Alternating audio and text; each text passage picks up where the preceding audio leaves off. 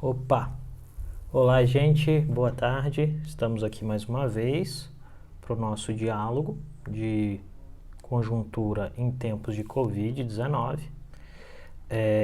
Pedir desculpas a vocês pelo atraso, eu fui responder umas mensagens aqui e quando vi já havíamos ultrapassado 2 minutos, mas de toda forma é sempre bom estar aqui, é uma alegria, é um prazer.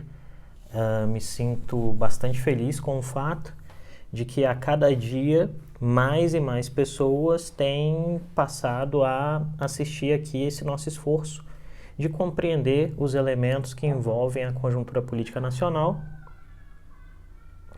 em um momento tão complexo, né? E aí, antes da gente começar, eu queria te pedir 2 coisas para você que está assistindo a gente aí. A primeira é, se você ainda não curtiu e não está me seguindo no Instagram, siga Creomar de Souza no Instagram, tá bom? Siga Creomar de Souza no Twitter, esse é o primeiro pedido. O segundo tem a ver com a setinha que está aí no canto inferior da tela do celular de vocês.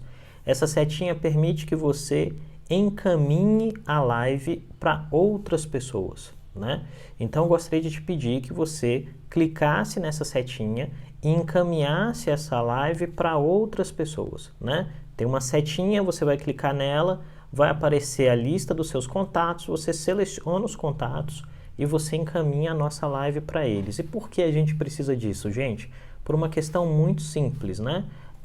O algoritmo do Instagram, para subir uma live, para que esse nosso diálogo alcance o maior número de pessoas possível, ele precisa entender que muita gente está interagindo. Então, peço para que vocês apertem coraçãozinho, deem like, enviem para os amigos de vocês. Isso é muito importante para que a gente possa fazer o número de pessoas que assistem isso aqui crescer, sempre com uma audiência muito qualificada, que é a coisa que eu tenho mais prazer, né? A melhor alegria desse nosso diálogo aqui é o fato de que normalmente as perguntas são muito boas, os posicionamentos são muito bons, mas às vezes isso rolou, inclusive ontem, algumas pessoas falaram comigo depois, o Instagram avisou as pessoas apenas ao final da conversa. E por quê? Né? Pela questão do algoritmo, ele vai jogando na frente do stories das pessoas aquilo que tem mais tempo, mais reputação consolidada, maior número de seguidores. Então eu preciso que vocês convidem os amigos de vocês, né, via setinha, encaminhando essa live para as pessoas, para que a gente possa fazer com que esse processo seja mais e mais forte, né, para que mais pessoas possam participar, assistir e dialogar aqui com a gente, tá bom? Então esse é o nosso esforço, esse é o nosso objetivo e esse é o meu pedido para vocês. Então sigam a gente aqui. Eu tô agora também tem uma página minha no Facebook, Creomar de Souza. Se quiser dar uma curtida lá, tá ótimo. E sigam a Dharma, que é a nossa consultoria, tá aqui no Instagram, tá no Twitter, tá no Facebook, tá no LinkedIn, Dharma Politics, né? Pessoal, olha só, hoje a gente tem um desafio muito interessante, que na verdade são 2, né?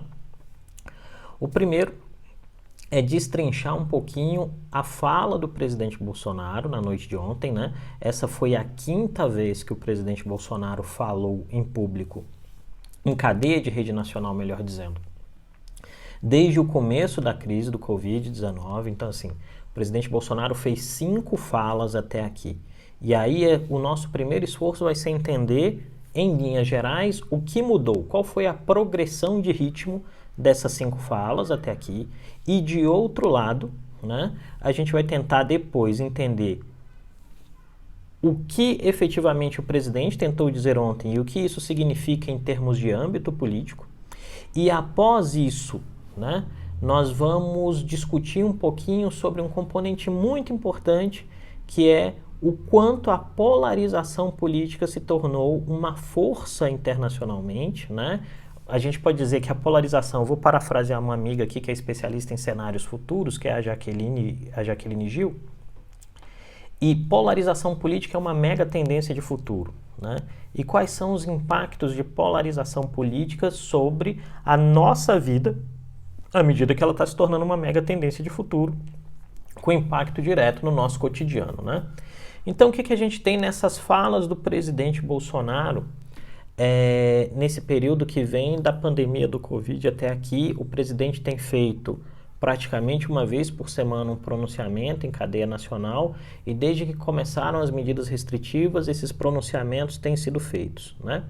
O que mudou, gente, no curso do tempo dos pronunciamentos iniciais para agora, né? De maneira muito tímida, de maneira muito clara, melhor dizendo, não muito tímida.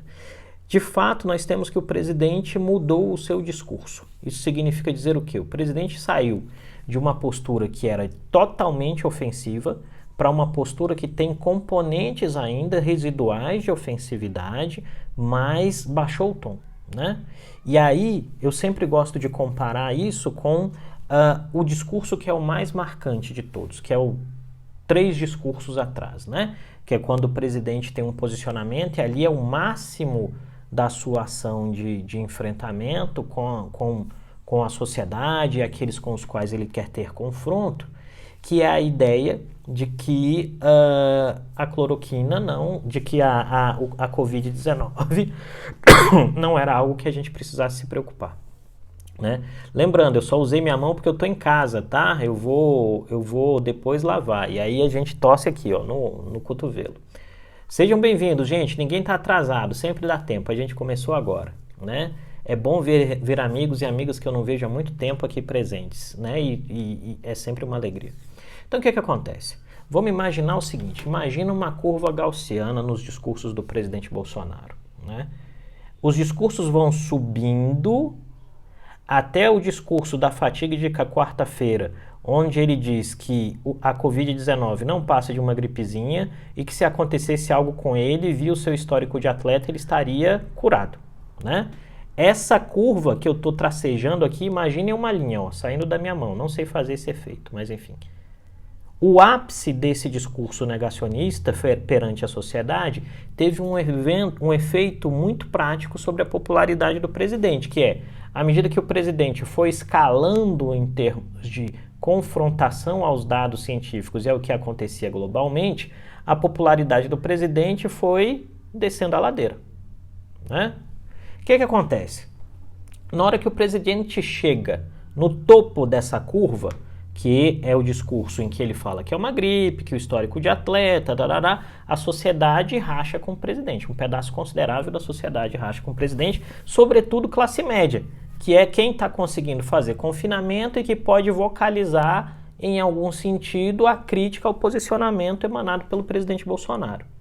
À medida que o presidente começa a sentir isso, tem 2 efeitos sobre o panorama político. O primeiro é, o presidente começa a ser cada vez mais isolado dos outros entes institucionais, né? Vamos lembrar, por exemplo, que o STF barrou a campanha do Brasil Não Pode Parar. Ontem o ministro do STF, Alexandre de Moraes, barrou qualquer iniciativa do governo que vá de encontro a retirar as ações restritivas de governadores e prefeitos. Então, isso é o quê? Isso é símbolo claro de que a ideia da curva, de escalar a curva via confronto, dobrando a aposta, deu errado, né? À medida que isso dá errado, um outro elemento começa a aparecer dentro da tomada de decisão, né, do governo, da presidência da República. E esse outro elemento é o quê, gente? É o fato de que, em algum sentido, o presidente e o governo começa a ficar muito nítido que o presidente e alguns ministros, notadamente o ministro Mandetta, não falam a mesma língua, né? O ministro segue apoiando as posições dos governadores e o presidente tentando puxar a corda para o outro lado.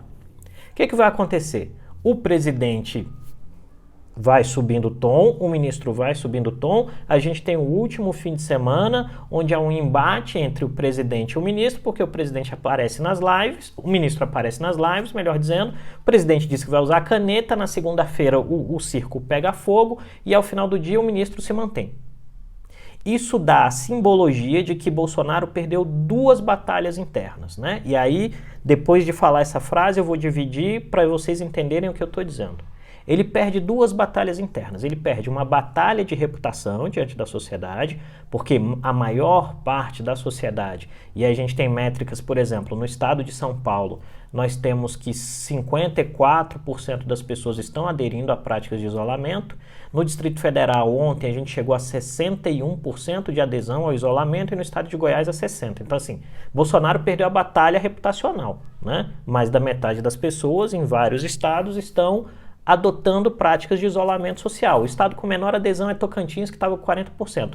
Se alguém de Tocantins estiver assistindo essa live, fique em casa, convença os amigos a ficar em casa. Já tem gente demais na rua se sacrificando por você. Se pode, fique em casa.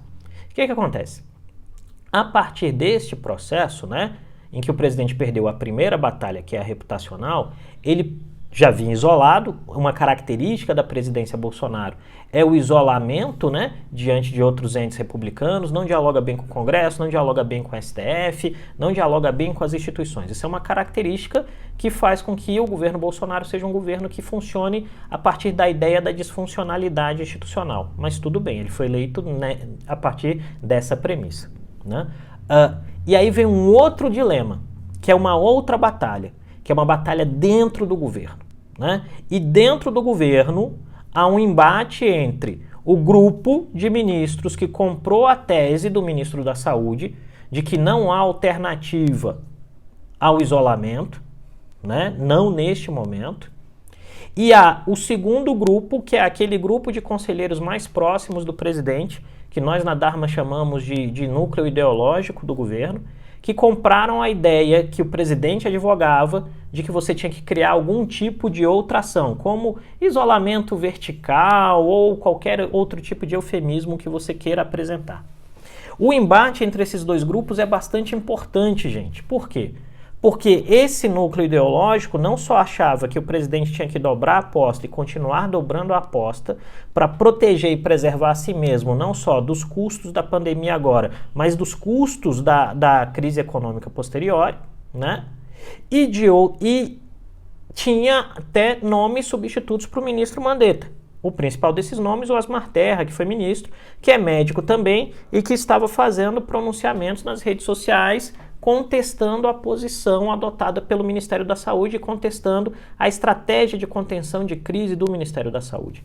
Esse teatro construído, né, foi-se para o embate na tentativa de demitir o ministro da Saúde, que disse que não pediria demissão, ele teria que ser demitido pelo presidente.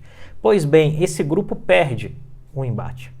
Mas aí é um ponto importante. Se você acompanha a nossa página, eu coloquei um tweet que eu fiz há alguns dias explicando o dilema do governo Bolsonaro em termos de demitir ou não o Mandetta. À medida que uma hora o Bolsonaro vai demitir o Mandetta, isso é um fato, né? Na hora que ele demitir o Mandetta, ele tem que dar dois tipos de explicação, tá? Ele vai ter que dar uma explicação para suas bases, dizendo qual é a justificativa para demitir o ministro da Saúde, e ele tem também que gerar um outro tipo de resposta que é para o resto da sociedade. Esse é um governo que, em termos narrativos, está preocupado só com a sua militância. Qual era o problema de demitir o Mandetta agora? Era que você tinha uma grande coalizão institucional em favor do ministro da Saúde. O STF, o Senado, a Câmara, parte grande da sociedade, né? O ministro da Saúde se tornou um referencial de qualidade. Qual é o problema? E de comunicação governamental. Qual é o problema daí?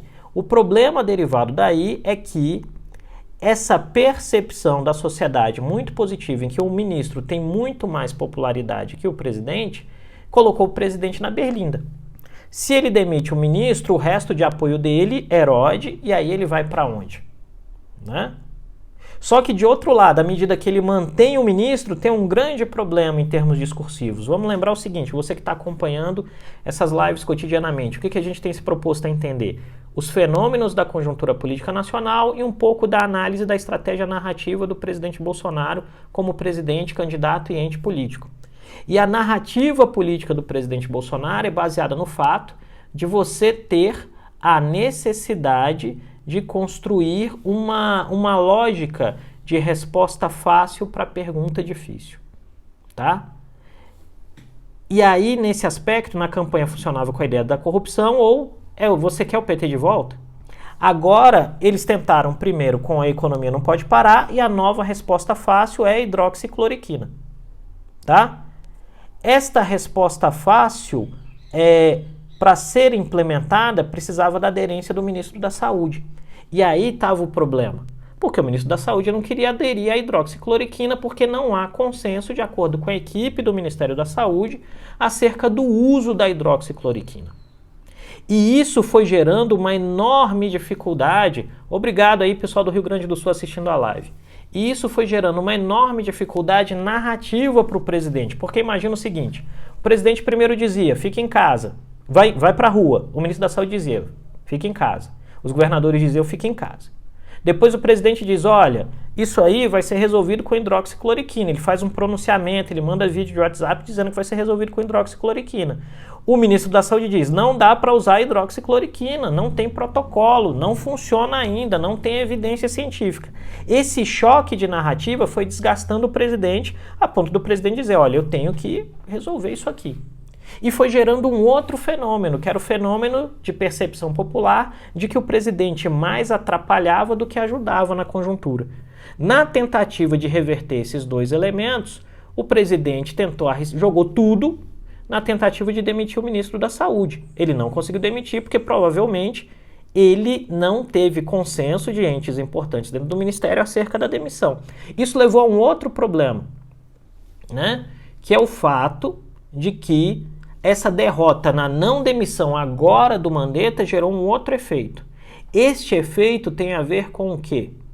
Com o fato de que o grupo que orientou a narrativa do presidente Bolsonaro até esse presente momento também perde um embate interno dentro do governo, né? Vamos lembrar o seguinte, esse grupamento ideológico do presidente veio uma crescente durante todo o ano de 2019, né? A ponto de que entes mais moderados que estavam dentro do governo, como Gustavo Bebiano, o General Santos Cruz, foram defenestrados. E em favor desse grupo que foi inchando. Agora a gente tem um fenômeno que é contrário. Esse grupo está perdendo influência porque ele não consegue resolver os problemas do presidente. E quais são os problemas do presidente? Erosão de popularidade, erosão da percepção popular acerca da capacidade dele de resolver as dinâmicas, né? Então esse grupamento ideológico foi murchando em favor de outros grupamentos. E aqui a gente tem um destaque de dois grupamentos nesse exato momento. Um mais técnico, que a gente pode dizer que está lá o Mandetta, o Paulo Guedes, a Tereza Cristina e o Tarcísio, né? E um outro que é de egressos das Forças Armadas, onde a gente tem o General Ramos, a gente tem o General Braga Neto, a gente tem o General Heleno e o Ministro da Defesa. Esses elementos, então, gente, vão trazendo para a gente o quê? Uma nova configuração que se manifestou no discurso de ontem. E aí, se debruçando sobre o discurso, ele tem alguns pontos que eu acho importantes para a gente falar e que eu vou falar depois de ler a pergunta da Lidiane, porque pergunta é sempre prioridade aqui no canal. Vamos lá. Qual a dificuldade entre o presidente e o ministro de tentarem construir um discurso único favorável entre os dois, para mostrar um posicionamento eficaz do governo? Então, a dificuldade, Lidiane, me parece ser até o presente momento, a gente pode dizer que isso aconteceu até o início dessa semana, de que o presidente queria atropelar uma decisão médica com uma decisão política. E o ministro da Saúde me pareceu muito preocupado com a sua própria reputação em termos de futuro, tendo em vista o grau de letalidade da Covid-19 nos países onde isso está mais grave, e fez com que houvesse uma retração dessa posição. O que nós vivenciamos nessa semana foi uma espécie de novo ajuste das peças, em que o presidente fez uma fala ontem muito mais moderada do que o normal, do que o processo normal de fala do Bolsonaro, e de outro lado, o ministro da Saúde fez uma concessão liberando o uso da hidroxicloroquina para os pacientes de acordo com os critérios do médico que está atendendo, né? Mas o ministro tem ressaltado o fato de que não existe um protocolo e de que não existe consenso no uso. E aí isso é importante também. No discurso do presidente Bolsonaro, se vocês assistiram, e se não assistiram, assistem. Se assistiram uma vez, assistam de novo. O presidente Bolsonaro faz menção a um médico, né? Ao Dr. Calil, que ele diz que está usando a hidroxicloroquina e que teve muitos resultados. Mas o presidente também enfatiza nesse discurso de que não há protocolo para uso, que significa dizer o quê? Não tem consenso. É um tiro. É uma situação de pandemia, o presidente acha que vale a pena dar o tiro e usar a hidroxicloroquina, né? O ponto fundamental é não há consenso sobre o uso. Há, obviamente, a vontade de todos nós, seres humanos, que estamos aqui neste país hoje, de que a gente encontre um tratamento, né? Mas, nesse caso específico, ainda não existe o tratamento, né? Quais são os pontos, então? Espero que eu tenha respondido. Quais são os pontos, então, que eu destaco aqui, né? Em termos do discurso de ontem do presidente Bolsonaro. O primeiro tem a ver com o fato da exaltação do uso da hidroxicloroquina. Eu acho que esse é o que mais se destaca, porque, no fim, o presidente cede naquilo que era o radicalismo, e isso é importante para entender. O presidente cede no radicalismo e na confrontação, ele não quer mais bater de frente com as pessoas. Mas ele ainda diz, olha, eu tenho uma resposta fácil para a pergunta difícil. A resposta fácil é hidroxicloroquina. Então isso é uma continuidade da narrativa e mostra que esse grupamento ideológico que apoia o presidente ainda tem influência sobre ele, apesar da conjuntura ser desfavorável, né? Um segundo ponto que é importante, e ontem é importante lembrar que quando o presidente foi fazer a fala ontem, 800 brasileiros, em estatísticas oficiais, já haviam morrido pela Covid-19, né? Então, é importante, 800 de nós já haviam morrido. Vamos lembrar aí que a subnotificação é um problema, e é importante vocês buscarem, eu recomendo que vocês vejam uma entrevista do diretor do Albert Einstein, para a Folha ou para o Estadão, em que ele fala da subnotificação e do cálculo que o Albert Einstein fez para chegar num número real, né? Que é muito maior do que as estatísticas oficiais. É uma estimativa. O terceiro ponto, ele faz o anúncio de auxílios, e aí esse é um ponto importante. O presidente tenta entrar na barca da resposta positiva à crise. Porque até o presente momento, só quem entrou na barca da resposta positiva à crise foram alguns entes. O primeiro desses, o ministro da Saúde, o Mandetta.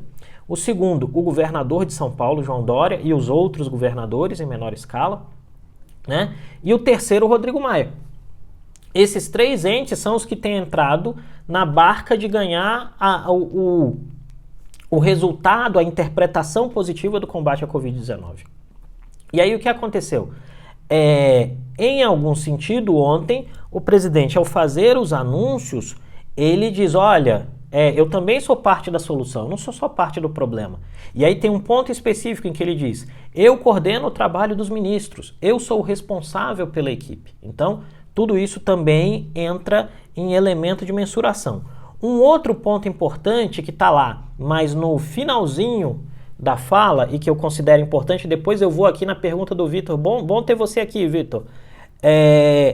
O presidente faz uma citação ao seu sucessor, olha que interessante, né? A situação exigiu tanto uma necessidade de reformulação de discurso, que o presidente faz uma fala na qual ele diz, eu espero quando for entregar ao Brasil ao meu sucessor, espero entregar um país melhor que o país que recebi. Então, isso é um marcador importantíssimo do quanto esse grupo político do presidente tem sentido o golpe, né? E, por fim, duas questões para tentar falar diretamente com o seu público, né? Com o seu público de apoio.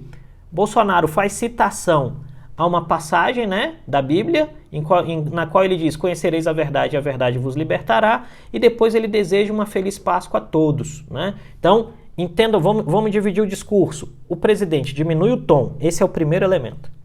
O presidente mantém uma posição que é estratégica da sua história narrativa, que é a ideia de resposta fácil para a pergunta difícil. A pergunta difícil na atual conjuntura é como preservar vidas em contexto de Covid e evitar recessão. A resposta do presidente é hidroxicloroquina. O outro elemento daí derivado nesse processo de análise é que o presidente vai e faz um diálogo em que ele tenta levantar uma bandeira branca. Ele diz, olha, eu espero que quando eu entregue o país para o meu sucessor, esse sucessor receba de fato um país melhor do que o meu.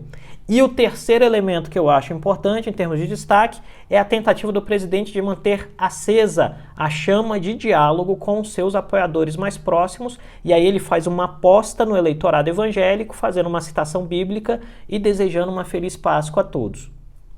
Esses são os pontos importantes, tá? E aí a gente vai agora passar, porque já tem duas perguntas aqui. Então vamos na primeira. Então, boa tarde, professor, boa tarde. Gostaria de saber a sua opinião sobre o reflexo dessa nova dinâmica entre o ministro da Saúde e a presidência nos governos estaduais e suas ações individuais. Vitor, eu acho que o reflexo é muito mais simbólico que operacional, e eu vou te dizer por quê. Porque, de fato, o STF ontem deu uma liminar protegendo estados e municípios de ações do governo federal que possam ser interpretadas como tentativa de reverter as políticas de isolamento social nesse exato momento. Então, o presidente não pode avançar o sinal em termos práticos, é isso que se quer dizer. De outro lado, o presidente tenta agora construir um alinhamento com o Mandetta, né, que seja, por mais que seja um alinhamento difícil, tendo em vista o quanto que a relação já vem desgastada, no sentido de que o presidente precisa do ministro da Saúde para reconstruir sua popularidade. Então, se você reparar, por exemplo, ontem o ministro da Saúde fez uma fala ao final do dia, às 5 da tarde, o ministro da Saúde enfatizou mais de uma vez que o presidente era o comandante do barco, que todas as estratégias estavam vinculadas ao fato de que o presidente, de fato, estava liderando as ações, numa tentativa de tentar colocar o presidente nessa barca de solucionador do problema. Por quê? Porque a grande dificuldade de Bolsonaro até aqui é o fato de que a sua narrativa foi estruturada no sentido de colocá-lo em uma situação de negação ao problema. E as pessoas, e aí vem um ponto importante, uma lição que os políticos, na maioria das vezes, esquecem. Os políticos acham que os eleitores são fiéis religiosos, né? Mas eleitores não são fiéis religiosos em sua maioria.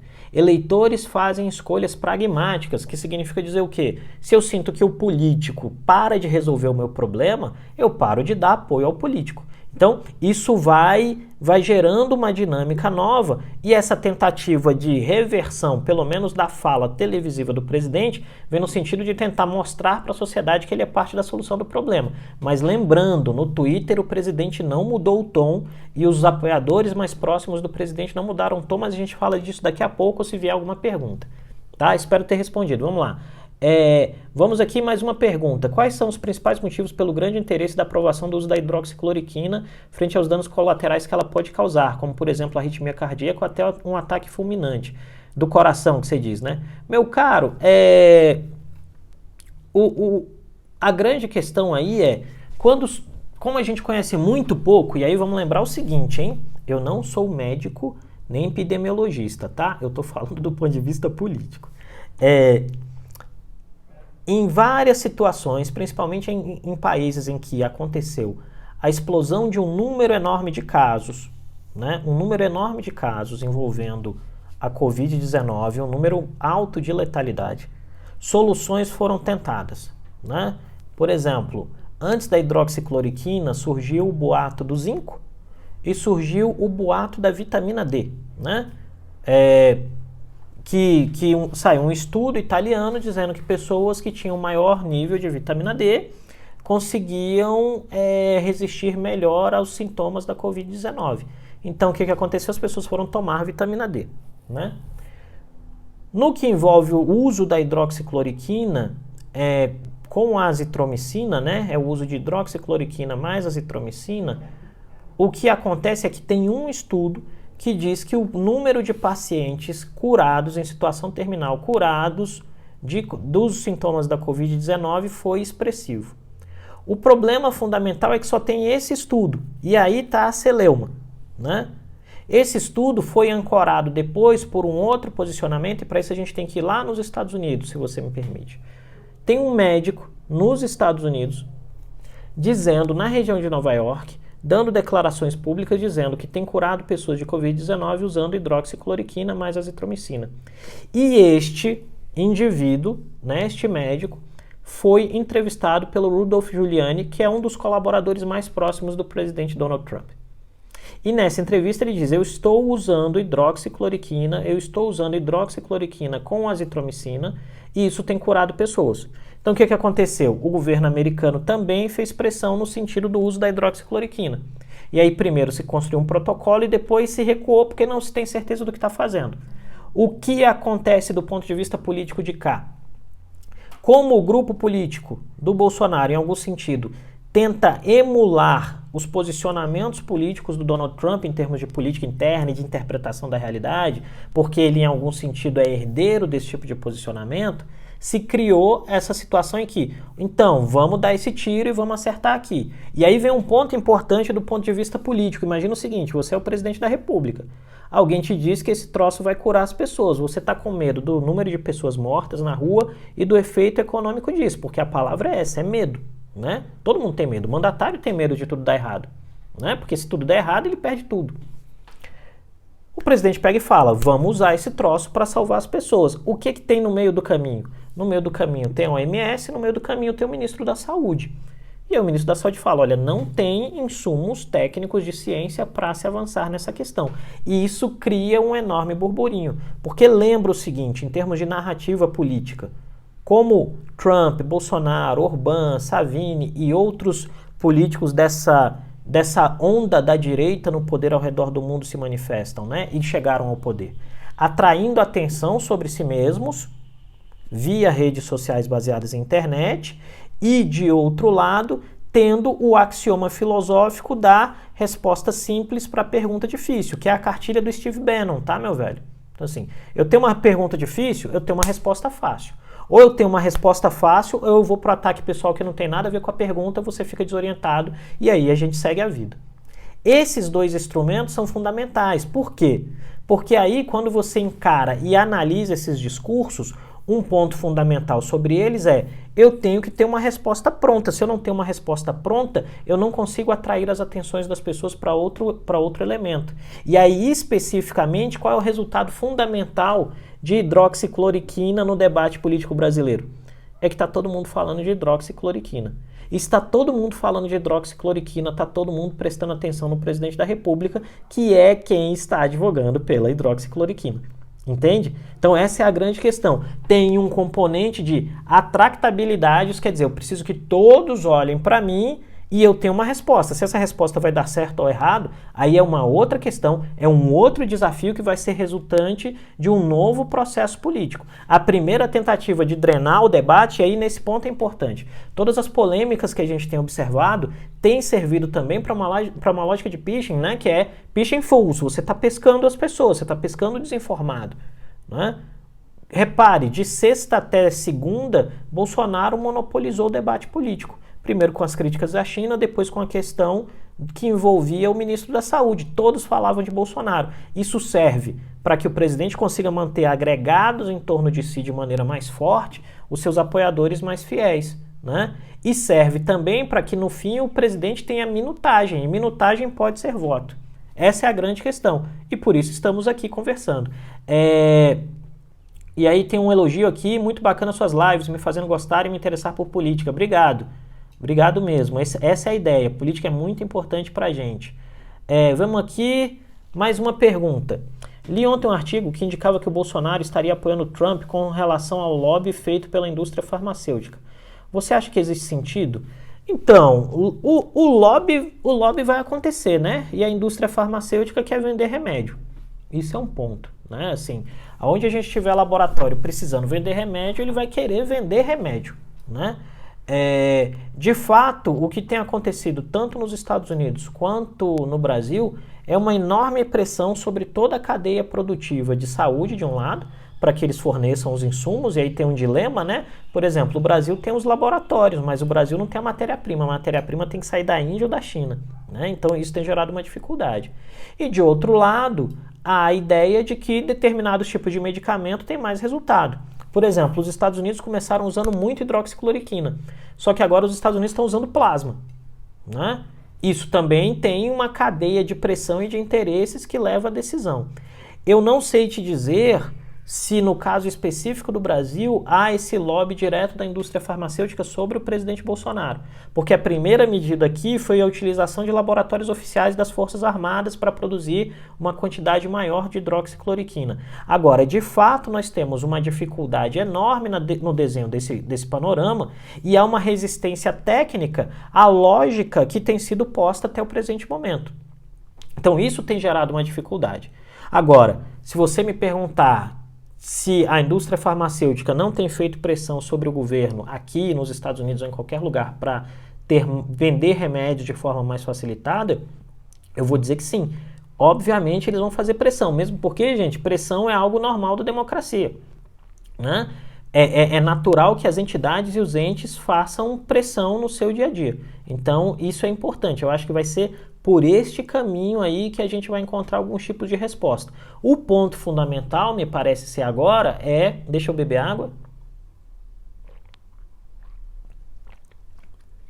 O ponto fundamental, me parece ser agora, definir se a hidroxicloroquina realmente funciona, né? E nesse aspecto a Fiocruz está fazendo uma pesquisa, né? O Albert Einstein também, eles estão vendo, olha, funciona ou não, né? E esse é o grande dilema do ministro da Saúde, que ele fala, olha, se a pessoa tiver histórico cardíaco, não pode usar, porque se usar, vai ter uma arritmia e vai ter um infarto do miocárdio. Para quem não tem, talvez funcione. Mas aí numa situação de pressão, a pessoa talvez tenha condições de dizer se tem ou não, se passa ou não, né? Então esse eu acho que é o grande dilema, e que me parece se colocar diante do nosso panorama hoje em dia, né? Pessoal, olha só, nós temos 35 minutos de live aqui, ao que me parece, e perguntas, podem mandar perguntas e a gente vai respondendo. Eu queria agradecer as perguntas de todo mundo que veio até aqui. Não sei se eu deixei alguma passar, acho que não. Podem mandar as perguntinhas e a gente vai respondendo. E enquanto isso, eu queria pedir para vocês para clicarem na setinha, recomendarem essa live para os amigos, seguirem o Creomar no Instagram, seguirem o Creomar no Twitter, seguirem o Creomar no Facebook, tem uma página oficial lá, e seguirem o Creomar no canal do YouTube, tá? As lives estão sendo postadas devagar porque a internet está muito congestionada esses dias. Então tem aqui um comentário do Guilherme, né? Obrigado, Guilherme. Conforme você disse, professor, a resposta cloroquina dada, pautada pelo presidente, tem sido, de certa forma, positiva. No entanto, na prática, não há estudo que comprove sua eficácia, positiva ou negativa. Esse tem sido o ponto, né? O que me parece ser, até o presente momento, em termos de análise, tá? Eu não estou habilitado para fazer debates médicos. Em termos de análise política, o que nós vemos é uma dificuldade, uma dificuldade do presidente de encontrar um mote narrativo para que ele possa seguir o seu curso. E aí ele está usando a cloroquina como esse mote narrativo, tá? Elisa, obrigado, Elisa. Será que a retórica bolsonarista encontrou um limite? Elisa, é uma pergunta excelente. Eu não sei se a retórica encontrou um limite, né? Eu sei que a retórica encontrou um muro, e o muro é a realidade. E o presidente vai ter que lidar com o fato nas próximas semanas de que a Covid-19 pode se tornar uma tragédia de saúde pública, né? E nesse aspecto, me parece que o presidente passou ontem na portinha quase fechando, sabe? Assim, ele estava perdendo o timing de assumir um posicionamento que fosse de menos combate e de assunção de resolução do problema. Qual o fato daí? É que Bolsonaro, no seu 1 ano e 3 meses de governo até aqui, passou a ser reconhecido pelos outros entes institucionais, né, como uma figura não confiável. Mas é não confiável do ponto de vista de acordos, tá? O que significa dizer? As principais lideranças do Congresso, as lideranças no Supremo Tribunal Federal, enxergam no presidente uma dificuldade de honrar acordos quando esses acordos colocam em risco a sua popularidade junto à militância. E aí, nesse aspecto específico, o presidente tem, esse é um ponto, o presidente tem um baita dilema à frente. Porque a mudança de discurso na TV ontem vai ter que ser acompanhada de um processo de reconstrução de pontes com os entes institucionais. E o processo de reconstrução de pontes com os entes institucionais envolve a necessidade de pacificar o terreno que o Bolsonaro criou em termos de polarização política, né? Que é um dos objetivos da gente conversar hoje. A gente nem conseguiu falar tanto, qualquer coisa a gente joga para amanhã, né? Porque o discurso político do Bolsonaro é um discurso que se fez na ideia de polarização.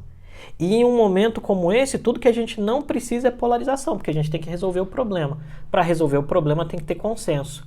Gente, é métrica. Os países que melhor resolveram a questão da Covid-19 até aqui foram países com alto grau de consenso político. Estou falando de democracias, tá? Alemanha, Coreia do Sul.